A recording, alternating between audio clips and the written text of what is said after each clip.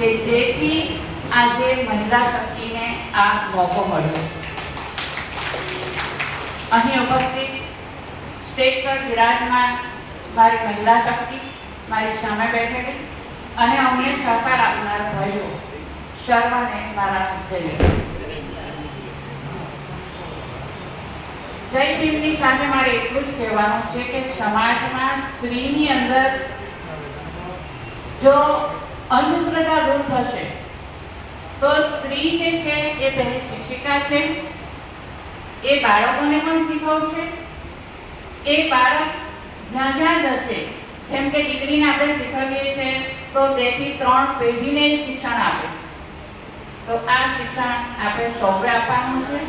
ખૂબ જ અંધશ્રદ્ધામાં આપણે ડૂબ્યા રહેવાનું નથી. જે મંદિરોમાં આપણા બાપ દાદાઓને જવા દેવાતા નહોતા એ મંદિરનું આપણે શું કામ છે? અતિશયોક્તિ ન કરું તો મારા ઘરમાં હું દીવો નથી કરતી, મારા હસબન્ડને હું દેવ માનું છું, જે અહીં ઉપસ્થિત છે અને એમને મારી આ ક્રાંતિકારી વાત ખબર છે. હું સ્ત્રીઓને ઉપવાસ કરવાનું પણ ના પાડું છું. ઉપવાસ એટલે કે શરીરને અઠવાડિયામાં 1 દિવસ આરામ આપવો, પાચન ક્રિયા સરળતાથી થઈ શકે એના માટે.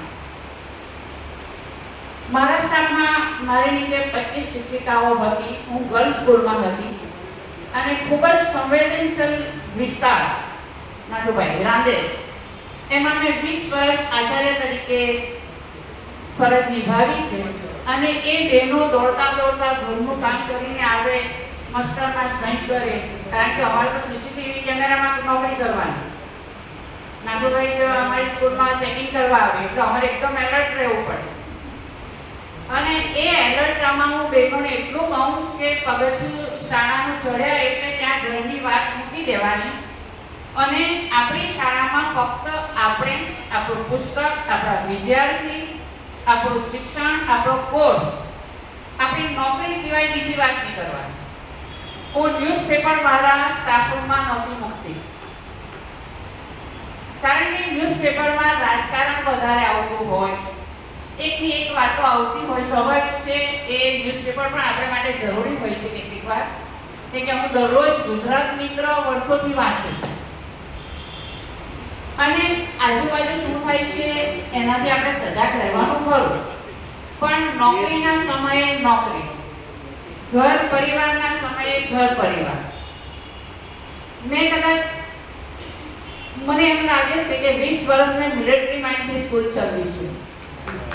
મારી આ તરફ બેંક ઓફ બરોડા, આ તરફ રાંડે પીપલ્સ બેંક જેમાં હું ડિરેક્ટર અને ચેરમેન હતી, અને આ તરફ પોસ્ટ ઓફિસ.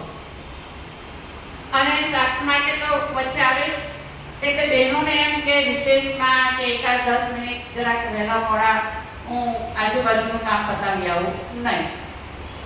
હું પોતે મારા પ્રિમાઇસીસમાં મારા પરિવારને લઈ જતી નહોતી. કોઈ પણ મેં 14 વર્ષ ઉચ્ચતર માધ્યમિક શિક્ષિકા તરીકે નોકરી કરી અને દિવાળી વેકેશન હતું. દિવાળી વેકેશન હતું અને સોમવારે મારે હાજર થવાનું. જો સોમવારે હું નહીં હાજર થાઉં તો આખું દિવાળી વેકેશન મારો રજામાં ગણાઈ જાય. અને રવિવારે લગભગ 4-5 વાગે મારા મમ્મી આવ્યા. કોશમમાં મારું પિયર અને સુરત ભેસાણા ફેમિલીમાં મારું સરસું. અને મારી દીકરી મને પેટમાં અને 9મો મહિનો હતો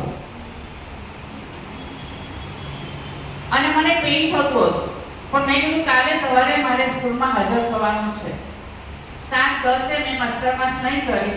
પ્રથમ દિવસ એટલે વિદ્યાર્થીઓ ઓછા એટલે જાતે જ હું પ્રાર્થના, સુવિચાર, સમાચાર બોલું જાતે. અને મેં સમાચાર, સુવિચાર, પ્રાર્થના વગેરે થઈ ગયું અને પછી મને પેઇન થતું જ હતું. હું મારા હસબન્ડને, ત્યારે મારી પાસે હોન્ડા ગાડી, અને મારા હસબન્ડ મને ત્યાં સુધી મૂકવા માટે આવ્યા અને બાર ઉભા રાખ્યા. અને એસેમ્બલી પૂરી થઈ એટલે મારા આચાર્યશ્રીને મેં કહ્યું કે સર મને બહુ તકલીફ થાય છે, હું રજા લઉં. હું તે દિવસે ન જતે તો પણ ચાલતે, પણ મારે નિયમમાં રહેવું પડશે. અને એ નિયમો જ છે પણ આપણે માટે નથી અને આપણે લડત આપવી પડે.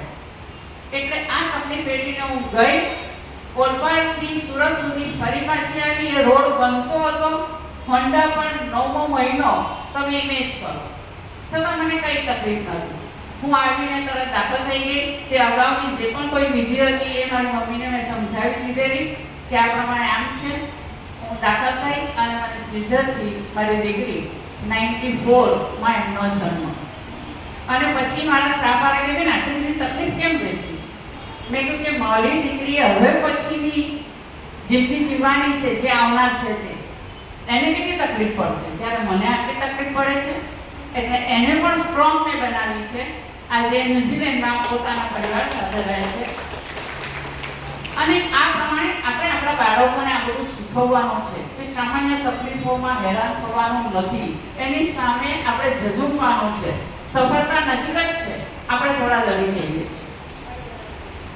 અમે શિક્ષક છીએ, 45 મિનિટ કે 50 મિનિટ બોલી શકીએ, પણ અમને 10 મિનિટનો સમય આપ્યો છે. ઘણું બધું બોલવાનું છે, પણ આપણે આ શરૂઆત છે. બહેનોમાં ખૂબ જાગૃતતા આવે અને રિક્ષાના 2-3 પૈડા હોય છે. પરિવાર, હસબન્ડ અને વાઈફ એ દરેક જણ સરખા રીતે આપણે ચાલીશું તો આ રમાબાઈ આપણે ઘણી બધી ઊભી કરીશું. અને આ જે બેઠી છે મારી મહિલા શક્તિ, સામે જે મહિલા શક્તિઓ બેઠી છે એ તમામને હું વંદન કરું છું. અને આ રીતે અમને આ કાર્યક્રમમાં અમારા વિચારો રજૂ કરવા માટે જે ફાઉન્ડેશન અમને આપ્યું છે તેના માટે હું દિલથી ખૂબ ખૂબ એમની આભારી છું.